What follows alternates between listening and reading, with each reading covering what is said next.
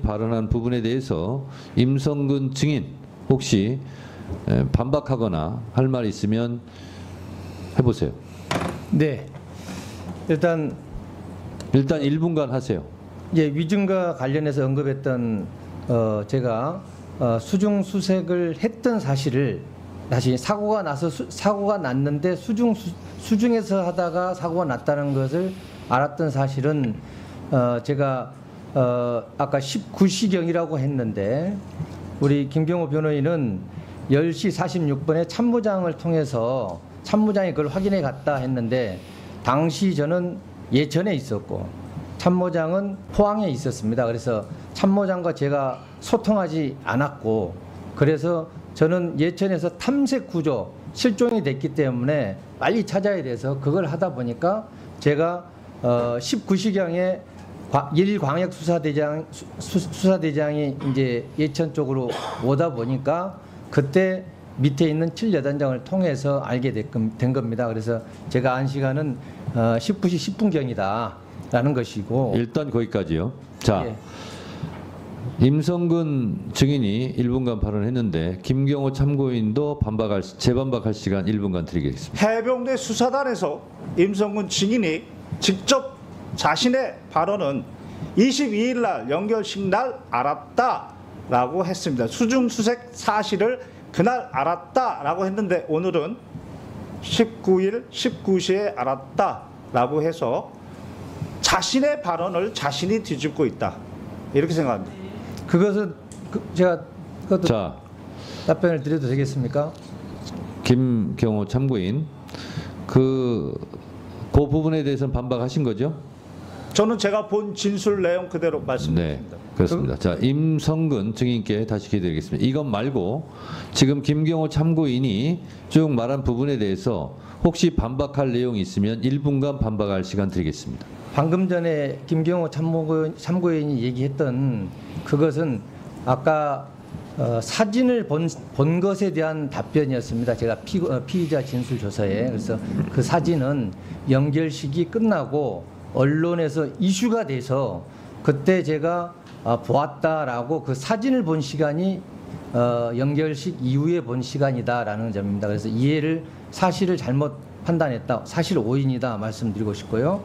그다음 9중대에 가서 제가 했던 부분은 말 그대로 신속 투입 명령이 아니고 그 인원들이 아직 작전을 개시하지 않은 상태였고 원래 8시에 과업을 시작해야 되는데 9시 반에 좀 늦게 오다 보니까 작전을 조기에 해라는 취지에서 제가 얘기를 했는데 마침 그때 여러 가지가 정리 안 된 모습을 보고 바로 제가 옆에 있는 여단장한테 요거 시작하기 전에 안전교육하고 그다음에 재반 사항을 교육시킨 다음에 이 중대가 할 수 있도록 해라라고 됐습니다. 조치를 해줬습니다. 자, 1분간 발언 기회 드렸으니까 김경호 참고인 또 1분간 반박해 주세요. 이 사건 국민일보 일면 사진의 일렬식 수중 수색 그 사진은 바로 수중 수색 사실에 대한 인지가 핵심입니다. 오늘 오전에 어느 국회의원님이 그 사진을 올려주시고 물어봤을 때에는 수중 수색 사실을 7월 19일 19시에 알았다. 이렇게 발언했습니다. 그런데 수사단에서의 발언은 바로 그 국민일보 사진을 22일 날 받고 수중 수색 사실도 그날 알았다라고 하면서 자신은 어떠한 수중 수색 지시도 한 바 없다까지 얘기했습니다. 따라서 여기서 핵심은 수중 수색 사실의 인지이고 그것에 대해서 오전에 분명히 7월 19일 19시라고 얘기했는데 그것은 자신의 발언과 기존의 발언과 배치된다. 자, 이 부분에 대해서 임성근 증인 1분간 또 발언하시죠. 네. 제가 정확히 제가 진술하고 진술서에도 제출한 것은 수중 수색이었다는 것을 알게 된 것은 사고가 나서 7월 19일 19시 10분경에 사고가 난 다음에 알게 된 것이고 그다음에 그 사진에 대해서 사진을 언제 인지했느냐? 원래 사진이 19일 아침에 카톡으로 왔는데 언제 내가 인지를 했느냐? 그것은 연결식이 끝나고 나서 제가 언론에서 이슈돼서 그게 그 문제가 된다 하고 제 카톡에도 있다는 얘기를 누군가로부터 들어서 그때 제가 알게 됐다. 그걸 좀 설명하는 자, 겁니다. 임성근 증인. 네. 본인이 계속 지시는 하지 않았다. 현장 지도만 했다. 이렇게 입장을 고수하시는 거죠? 예, 그렇습니다. 자, 이 부분에 대해서 김경호 증인 1분간 반박해 주세요. 현장 지도를 했지 지시는 하지 않았다 하는 부분에 대해서. 먼저 현장에 도착하자마자 갑자기 실종자 수색 작전으로 변경 명령을 내린 게 임성근 증인입니다. 그게 카톡에 나와 있습니다. 그리고 구중대에서는 신속 투입 명령, 안전성 평가 생략하고 그 명령도 그 구중대장의 진술에 나와 있고, 또한 오후에는 작전 자체가 불가능한데 작전 지속 명령을 내렸다라고 녹취에도 나옵니다. 그리고 이 사건 가장 위험했던 바둑판식으로 수색 작전 명령도 카톡에 분명히 나옵니다. 객관적 증거는 차고 넘칩니다. 자, 임성근 증인 바둑판식으로 찔러라 하는 작전 지시를 했다라고 지금 김경호 참고인께서 말씀하시는 거죠? 그렇습니다. 네, 이 부분에 대해서 반박해 주세요. 네. 바둑판식 수색이 나온 것은 아까 위원장님께서 카톡으로 지시했다는 그 사단장 지시사항입니다. 그 사단장 지시사항은 일단 그 사단장은 누구죠? 접니다. 지시했네요, 그러면. 저의 지시사항으로 있는데 그게 포병 부대만 있는 사단장 지시사항입니다. 다른 데는 그게 없는 사단장 지시사항입니다. 즉 제가 지시하라고 해야 사단장 지시사항이 되는데 그 부대만 있다는 겁니다. 그다음 그 안에 들어있는 내용 자체도 제가 여단장을 통해서 언급하고 지시하고 또 강조한 것은 바둑판식 수색이었는데 나머지 찔러가면서 해라 이런 내용들이 들어가 있는데 그것은 이미 여단장이 아침부터 집안이 약해서 찔러가면서 이렇게 안전성 차원에서 해라 하는 그런 것까지 포함해서 되어 있기 때문에 제가 한 것은 바둑판식 수색 하나다라는 말씀이고, 바둑판식 수색은 지금 1열 종대, 2열 종대, 횡대 이런 어떤 수색 대형이 아닙니다. 바둑판식은 바둑판식으로 바둑판처럼 구역화해서 이걸 딱 쪼개가지고 어느 네. 지역이 알겠어요. 중요하면은 그걸 취지를 집중적으로 알겠습니다. 하라. 취지를 그런 알겠습니다. 것이지 자. 구역화 세분합니다. 됐습니다. 아니, 자, 대형이 아닙니다. 예. 대형이 자. 아니고 예. 다른 분들은 좀 자제해 주시고요. 자, 김경호 참고인 이 부분에 대해서 반박해 주세요. 바둑판식이 왜 수중 수색 지시였느냐? 카톡에 이런 대목이 나옵니다. 탐색 및 수색 다시 실시입니다.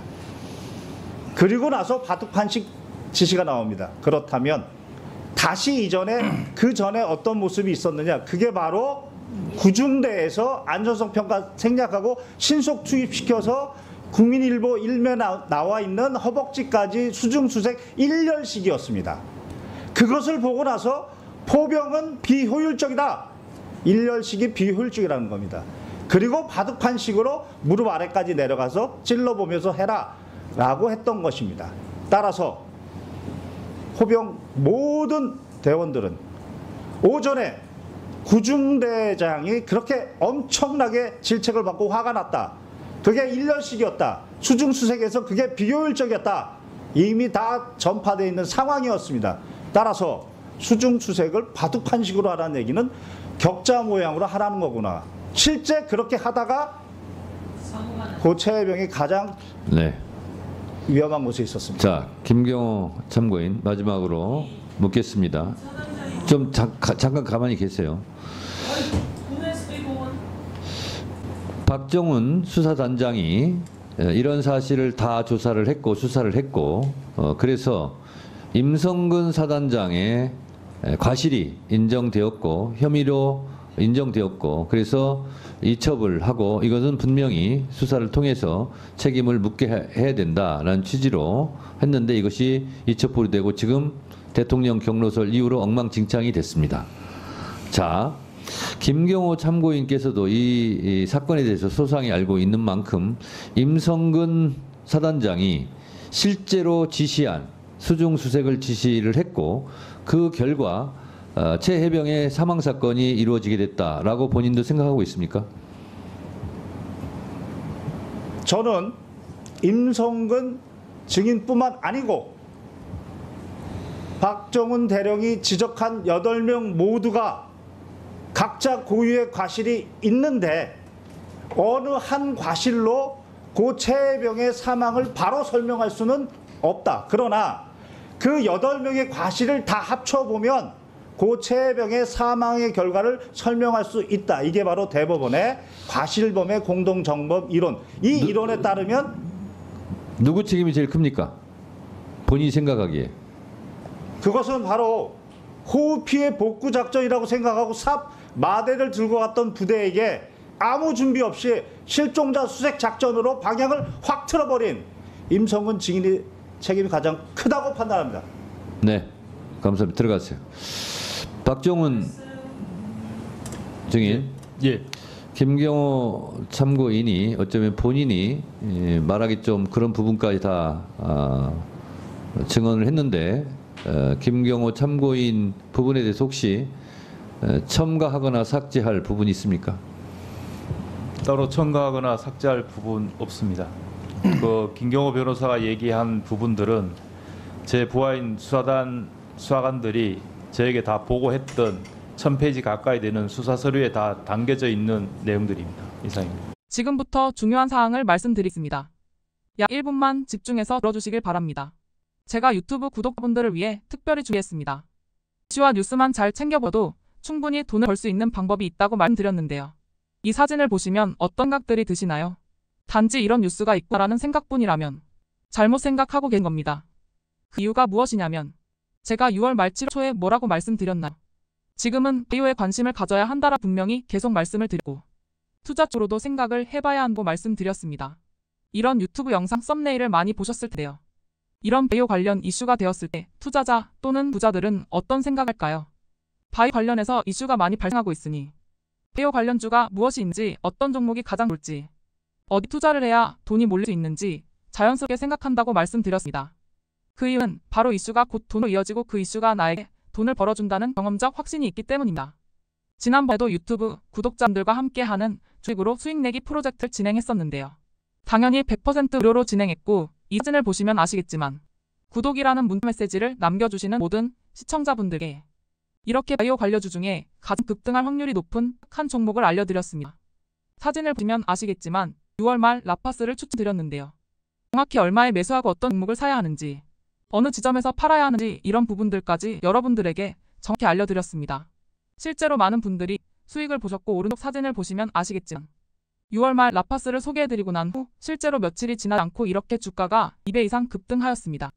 지난번과 똑같이 문자 메시지로 구독이라고 보내주시면 이번에 이슈가 되고 있는 주식 중에 앞으로 대장구시를 하면서 주가가 가장 꽤 상승할 종목을 시청자분들에게 문자 메시지로 종목명과 사고자 하는 시점을 모두 알려드리겠습니다. 그래서 이 영상을 보시고 계신 시청자분들에게 이번 종목이 궁금하다 하시는 분들은 남녀노소 시간대 상관없이 이렇게 상단에 제 번호를 항상 남겨놓고 있습니다.